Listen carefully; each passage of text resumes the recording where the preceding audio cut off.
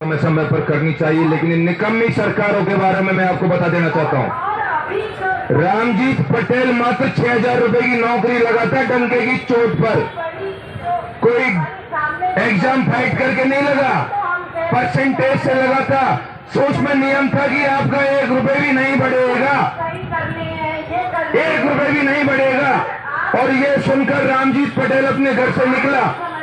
अच्छा खासा वकील था राजस्थान उच्च न्यायालय के अंदर, अपनी वकालत छोड़कर दिल्ली एआईसीसी पे जाके धरना टेका है, सरकार के घुटनों पे मजबूर करके आज उनको स्थायी कर्मचारी का दर्जा दिलवाया।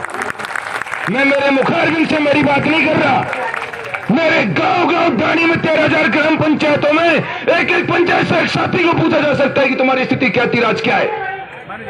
ये कोई एग्जाम्पल नहीं दे रहा मैं किसी मेरे संगठन के बारे में कि मैं यहाँ मेरी बढ़ाई करने आया हूं या मेरे संगठन की बात करने आया हूं, क्योंकि उन 27,000 लोगों ने या 76 दिन धरना लगाया, दिवाली का सबसे बड़ा त्योहार यहाँ मनाया, गोवर्धन पूजा यहाँ की, लेकिन आपको सड़कों से बाहर निकलना होगा साथियों, अगर आपको अपनी बातें सरकार से मनवानी है तो।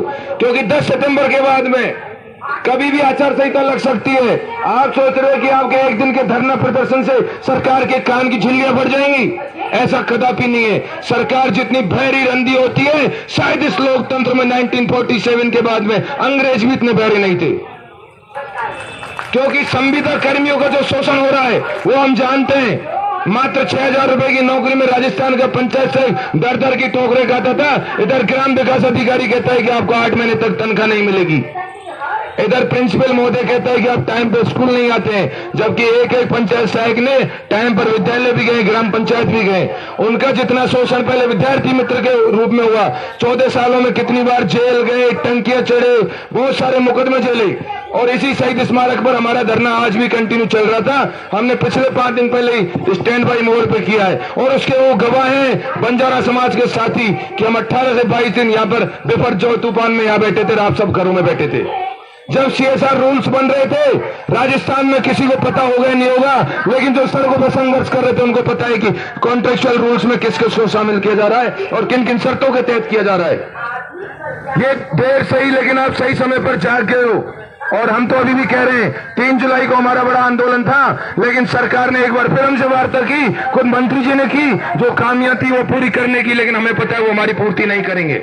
ये भी हमें विश्वास है, क्योंकि ऐसी सैकड़ों वार्ताएं हमने सरकार के साथ में की है, चाहे डीओपी सेक्रेटरी के साथ की, चाहे फाइनेंस सेक्रेटरी के साथ में की है, चाहे सीएमओ में की है, इवन सीएम साहब ने की है। कई बार जब कोरोना में सीएम साहब किसी से नहीं मिलते थे, हमारे से मिल रहे थे।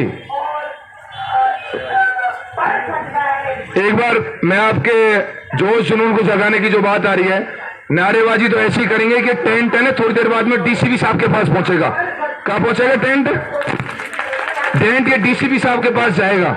इसलिए नारेबाजी आराम से करेंगे, सड़क पे भी चले जाए तो कोई बात नहीं, बैरिकेड्स अपने लिए लगे सर। अब